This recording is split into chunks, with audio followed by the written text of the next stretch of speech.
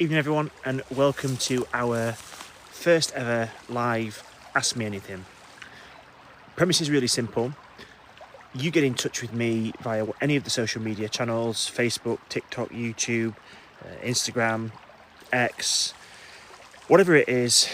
Sensible question, I'll take it away, and any sensible question I'll make a point of answering during any of these updates that we do during the week. Clearly, sometimes we get more questions than others, so please just be patient. But I promise you, if you've got a sensible question, I'll make a point of answering it.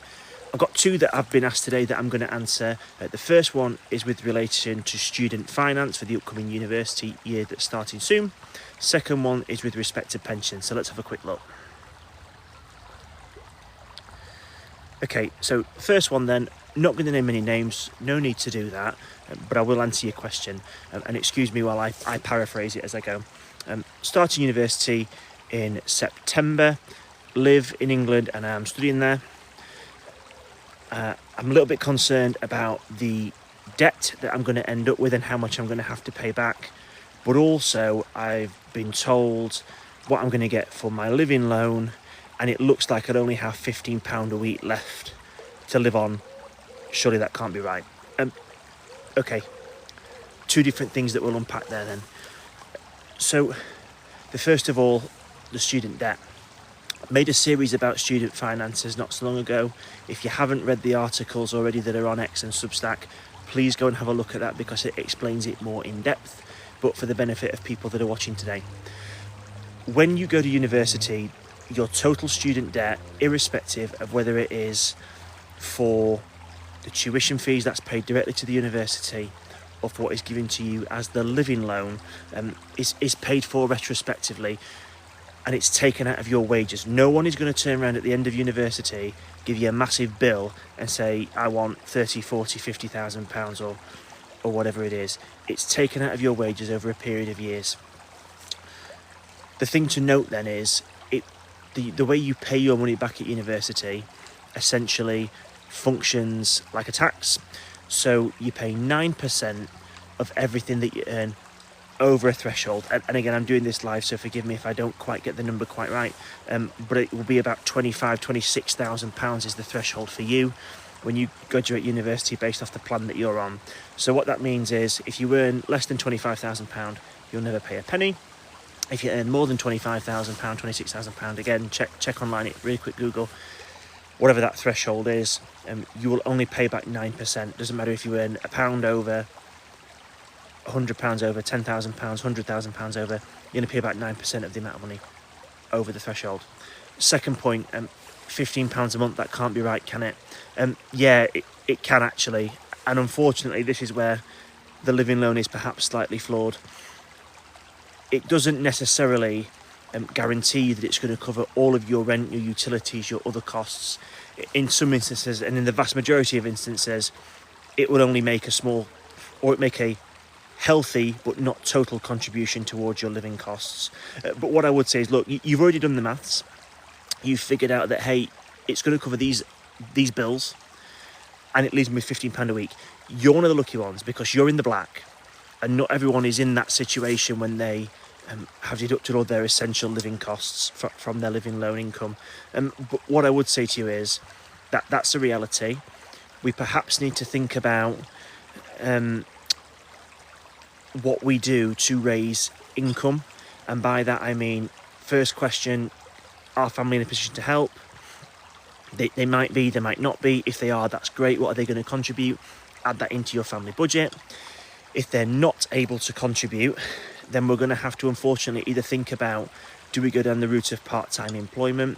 That might be genuinely viable for some people, and most universities and the cities that they're in have an economy that is very student employment friendly. Bars, coffee shops, other businesses, they're well versed in employing students, and there's a very good chance that you'll get a part-time job that is reasonably accommodating of your university circumstances.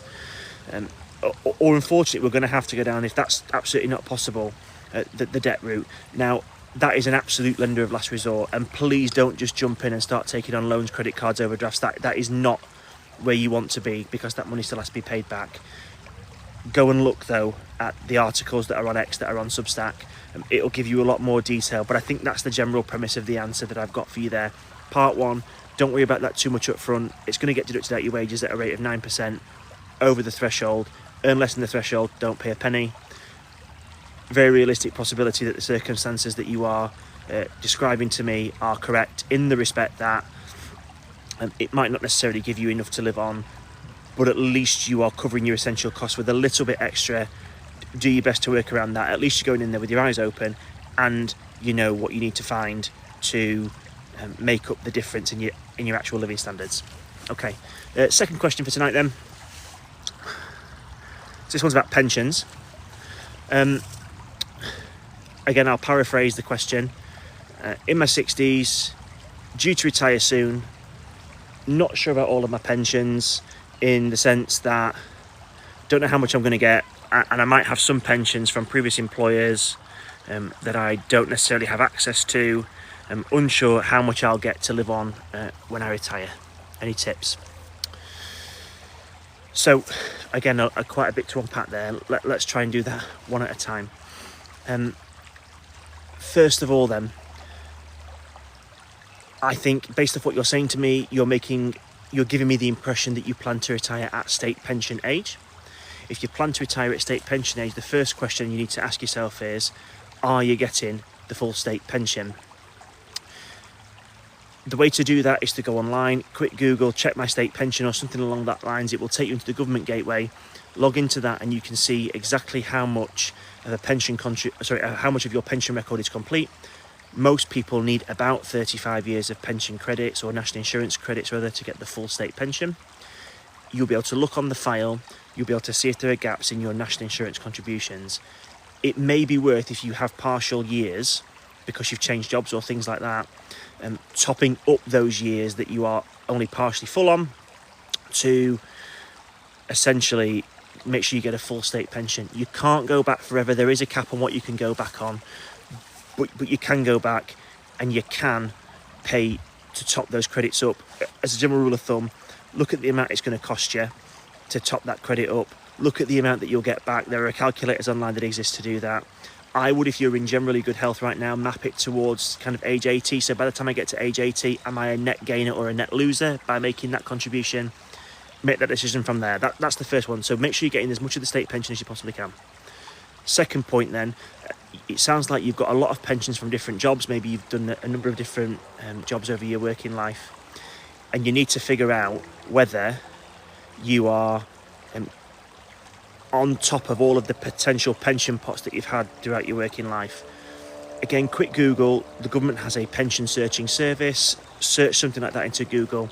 It is a little bit of a laborious process, but follow the steps online and you will be able to trace, with the help of that service, all of your pension providers that you've ever had during your working life. You can then get in contact with them and arrange to take custody of those pots.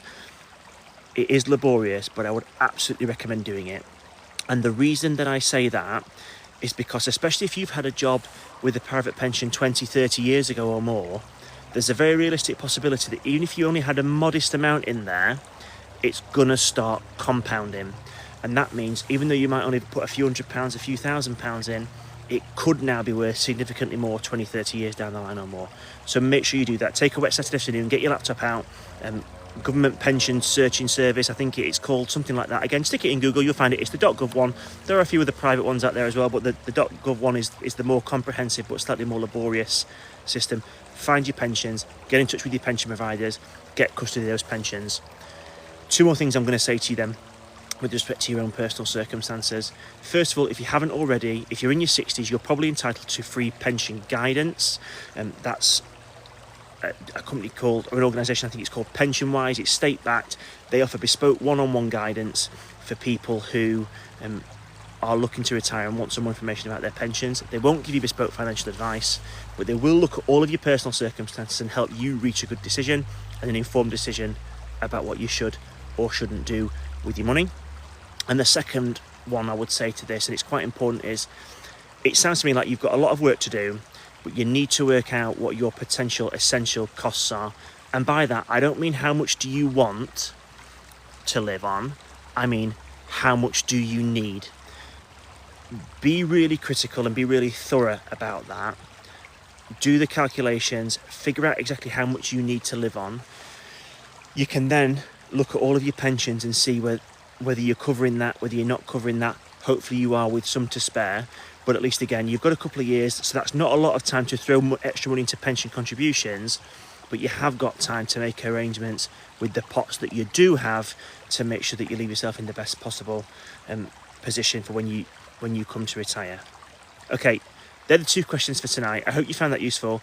Caveats I will make then: anything that you send me is not bespoke financial advice. Clearly, I can only comment on the information that you give me, and clearly some people provide more detail than others. So please just bear that in mind. But hey, any sensible question gets a sensible answer.